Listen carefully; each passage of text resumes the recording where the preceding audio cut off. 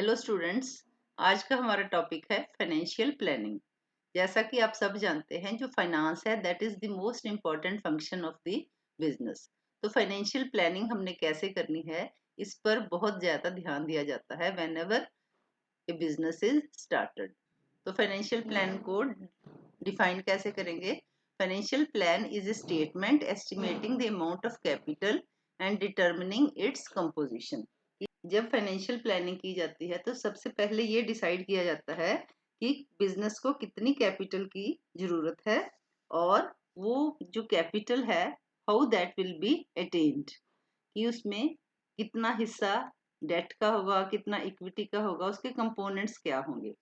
Next है characteristics of financial planning, कि जब हम फाइनेंशियल प्लानिंग करते हैं तो हमने किन बातों का ध्यान देना है। नंबर 1 है सिंप्लिसिटी, कि हमारी फाइनेंशियल प्लान इतनी सिंपल होनी चाहिए ताकि कोई भी जो पर्सन है उसको अंडरस्टैंड कर सके कि जो फाइनेंशियल प्लानिंग की गई है वो कैसे की गई है। It should be understood by a layman. एक कॉम्प्लिकेटेड फाइनेंशियल स्ट्रक्चर अगर होगा तो that will create complications and confusion. Second है based on clear cut objectives. Financial planning should be done keeping in view the overall objectives of the company. उसका M क्या होना चाहिए? It should aim to procure funds at the lowest cost so that profitability of the business can be improved. Next है less dependence on outside resources.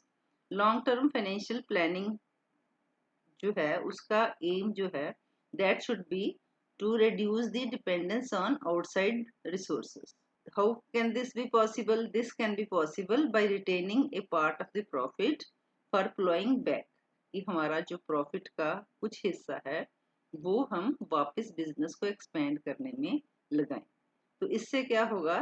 This will generate our own funds. Beginning में outside funds की जरूरत पड़ सकती है, but as the time passes हमें अपने outside resources को कम करना चाहिए। फ्लेक्सिबिलिटी।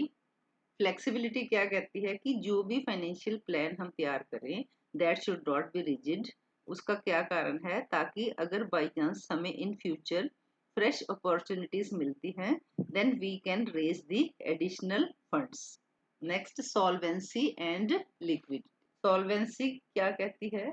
सॉल्वेंसी कहती है कि शॉर्ट टर्म और long term payments should be made on the date when these are due, कि हमारे पास इतना फंड हो ताकि जब भी हमारी लॉन्ग टर्म या शॉर्ट टर्म पेमेंट्स हैं उसको हम ड्यू डेट पे कर सकें।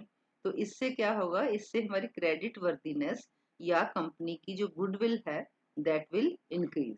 और सॉल्वेंसी जो है that will be possible when liquidity of assets is maintain. तो इसलिए sufficient funds should be there to make the payment. Next है कॉस्ट। कॉस्ट क्या कहती है कि जो भी हम फंड्स रेज करें cost of raising capital should be minimum. ऐसा फाइनेंशियल प्लान बनाएं ताकि जो बर्डन है कॉस्ट का that should be minimum. Next profitability. Profitability क्या कहती है कि various securities should be so adjusted that profitability of the concern is not adversely affected. जो इंटरेस्ट बेयरिंग सिक्योरिटीज है या अदर लायबिलिटीज हैं that should be adjusted so that the business is able to improve its profitability, कि हमें धीरे धीरे करके जो इंटरेस्ट रिलेटेड सिक्योरिटीज हैं या जिन पर हमारी कॉस्ट ज़्यादा आती है we should reduce that so that our profitability can increase. Next है considerations in formulating financial plan. Financial plan बनाते वक्त हमने कौन सी बातों का ध्यान रखना है? नंबर 1 है नेचर ऑफ इंडस्ट्री, कि किस टाइप की इंडस्ट्री है जिसके लिए हम फाइनेंशियल प्लान कर रहे हैं। क्या वो कैपिटल इंटेंसिव इंडस्ट्री है, उसमें जो हमने मशीनरी लगानी है उसके लिए ज़्यादा एक्सपेंडिचर होगा, या हमारी कोई और इंडस्ट्री है जिसमें फिक्स्ड जो हमारे एक्सपेंसेस हैं वो कम हैं। उस हिसाब से हम अपनी फाइनेंशियल प्लानिंग करेंगे कि साइज क्या है कंपनी का, स्ट्रक्चर क्या है कंपनी का, या कंपनी हमारी सीजनल है, ये सब ध्यान रख के हमने फाइनेंशियल प्लान बनाना है। नेक्स्ट है standing of the concern. Next है standing of the concern. Standing of the concern का क्या मतलब है कि मार्केट में हमारी गुडविल कितनी है, गुडविल क्या है कंपनी की, क्रेडिट रेटिंग क्या है, या हमारी पास्ट परफॉर्मेंस क्या है, एटीट्यूड ऑफ द मैनेजमेंट क्या है। These factors are to be considered while making a financial plan. Next है फ्यूचर प्लान्स। फ्यूचर प्लान्स में क्या है कि हमारा जो फ्यूचर प्लान है, whether we want to expand our business और नॉट, उस हिसाब से भी फाइनेंशियल प्लानिंग की जाएगी कि हमें कितने फंड्स की जरूरत पड़ेगी इन फ्यूचर। नेक्स्ट है availability of resources. Availability of resources क्या है कि जो रिसोर्सेज हैं या सोर्सेस है, they should be able to provide sufficient funds and regular funds to meet needs at various periods. तो ये रिसोर्सेस को भी ध्यान में रख के फाइनेंशियल प्लानिंग की जाएगी। नेक्स्ट है general economic conditions. General economic conditions का क्या मीनिंग है कि नेशनल लेवल या इंटरनेशनल लेवल पर क्या इकोनॉमिक कंडीशंस प्रिवेल कर रही हैं, क्योंकि that will also influence the decision about the financial plan. अगर फेवरेबल इकोनॉमिक एनवायरनमेंट होगा, that will help in raising funds without any difficulty. On the other hand, if uncertain economic condition है, that will make difficult to attain funds even for a good concern. Next है government control. Government control क्या कहता है कि government का shares या debentures या dividend के क्या रूल्स हैं, इंटरेस्ट रेट क्या चल रहा है, या फॉरेन कोलैबोरेशंस के बारे में गवर्नमेंट की क्या पॉलिसी है, that will also influence the financial plan. Next है steps in financial planning. Number 1 is establishing financial objectives. Financial planning बनाने से पहले हमें अपने फाइनेंशियल ऑब्जेक्टिव्स को डिफाइन करना पड़ेगा कि what are the short term and long term objectives of the business, so that financial resources can be attained at best possible manner. Next है formulating financial policy.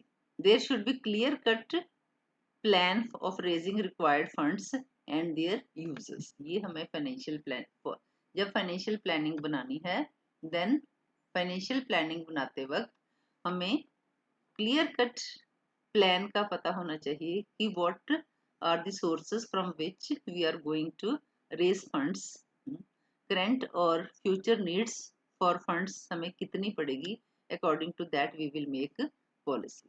Next है formulating procedures. Next है steps in financial planning. Next है formulating procedure. Procedure क्या बताएगा कि ये जो हमने फाइनेंशियल पॉलिसी बनाई है according to the financial objectives, अब फाइनेंस को हमने एक्वायर कैसे करना है, who are the persons who will be given responsibility to implement the financial policy. हमने जो फंड्स इकट्ठे करने हैं, whether they are for short term और for long term, how those funds will be attained. Next है providing for flexibility. Financial planning जैसी भी बनाई जाए उसमें फ्लेक्सिबिलिटी की जगह जरूर होनी चाहिए, according to the objectives, according to the policy and according to the procedure, so that adjustment according to the changing economic situations can be made. उससे क्या फायदा होगा कि चेंजिंग इकोनॉमिक एनवायरनमेंट में we can take the benefit of new opportunities, और इससे जो हमारी जो कंसर्न है, that will benefit by taking the benefit of new opportunities. तो स्टूडेंट्स आज के लिए इतना ही, मिलते हैं मेरे नेक्स्ट वीडियो में जिसमें हम फाइनेंशियल प्लानिंग को और डिटेल में स्टडी करेंगे। Thank you.